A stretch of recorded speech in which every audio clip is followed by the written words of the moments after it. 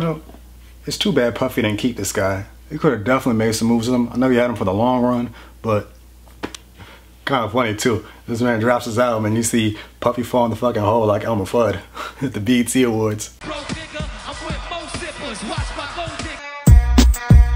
Something new.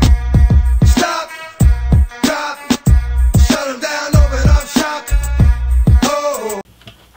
What's going on, guys? Marcus here, back on the shop. If you couldn't tell by the title, here talking about Baltimore Los, aka King Los, aka Swagger Boy Los, or just simply Los.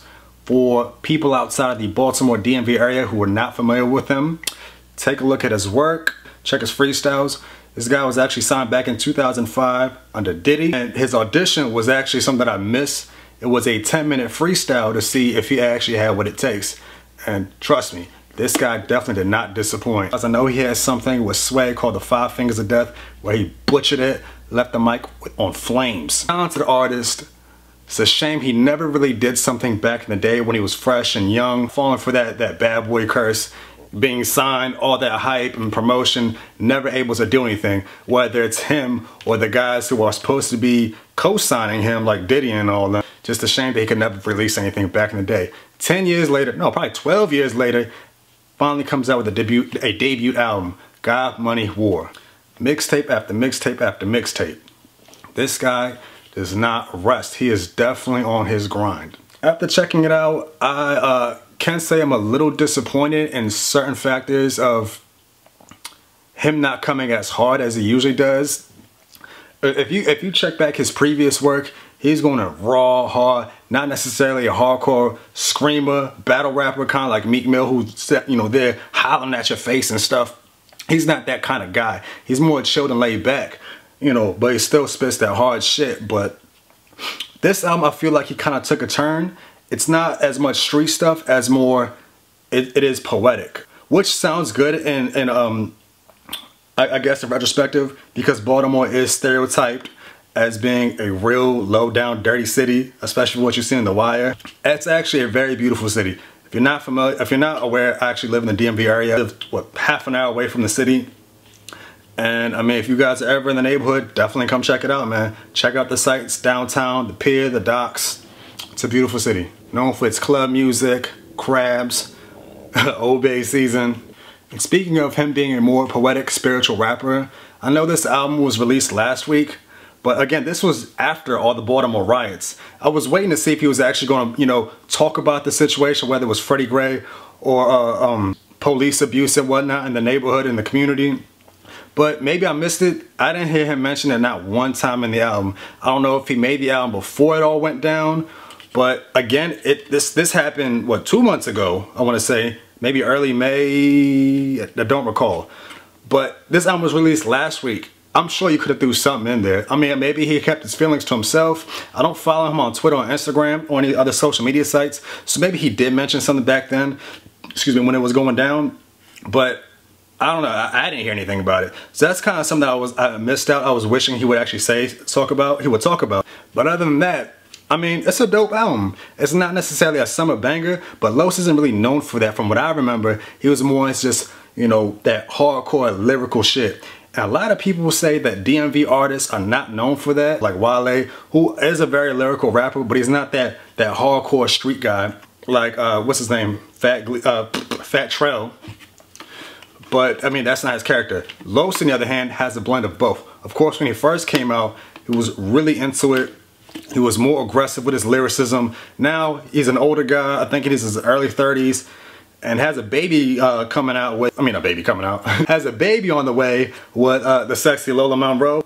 Oh, God.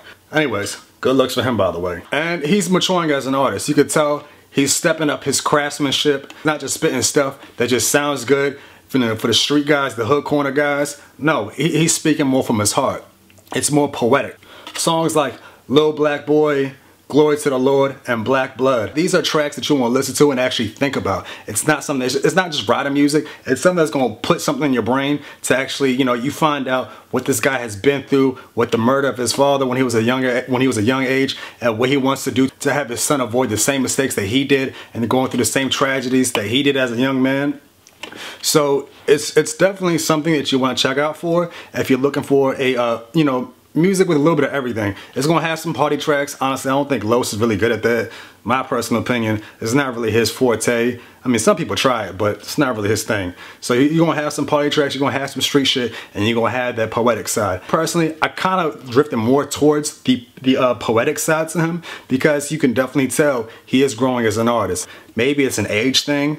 I mean, some people come out with that and they just drift down. Like, personally, like Talib Kweli, that's his style as far as him being, you know, a backpack rapper or a conscious rapper, excuse me. But after a while, it tends to get either corny, lame, or, I don't know, you're repeating the same message over and over again, which you can say, make the same argument with trap music, because it's like, yo, how much longer are you going to keep talking about slanging drugs and shooting guns when you got all this money, you're on your 5th or 6th album, and you're still talking about that? With the exception of Rick Ross, most of these guys are not doing that anymore. So you can make the same argument with conscious music, because after a while, I don't want to hear that shit. Like, you talked about that with your 1st, 2nd, 3rd album. It's time to move on and talk about something else. I really feel like, you know, he's being very genuine with it. It's not like, well, I'm known for being this type of rapper, so let me keep putting this content out because I know that's what the fans want. No, he's speaking from the heart.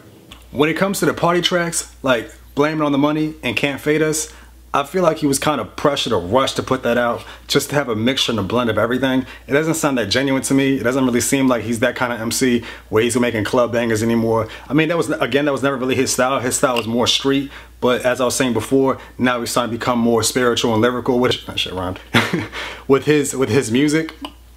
So I wasn't really feeling that. I mean, he had like Ty Dolla on the one track. I forgot which of the 2 songs I mentioned he was on, but he was on it. That's more his style. He should have kept on his own. Maybe invite Los to that feature right there. Well, no, that probably wouldn't have worked out either.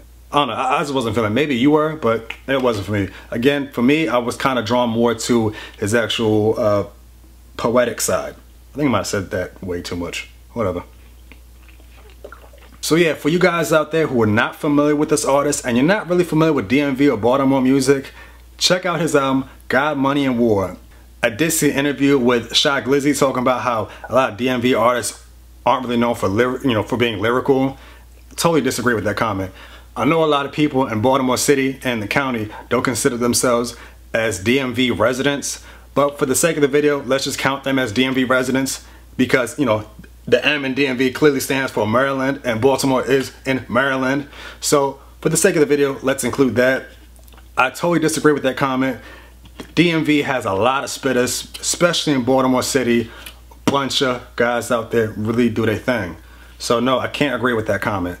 Los is one of these guys out here who's really spitting that hard shit. So yeah, guys, that's pretty much what I think about the album. If I were to give it a rating, I would give it a 7 out of 10.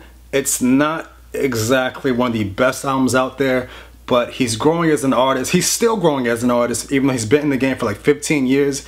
But this is his official album. His last couple mixtapes, I guess you can say them as albums, but still not up to par to my taste. But who knows? I'm sure he's gonna drop some more, you know, some more classics and shit like that to, I guess, hit us in the back of the head with. Maybe the next album come out a lot harder and I can consider it a classic. As of right now, it's a decent album, 7 out of 10. So go check it out. Like and subscribe to the video. Follow me on Instagram and Twitter. The descriptions will be in the bottom. And yeah, man.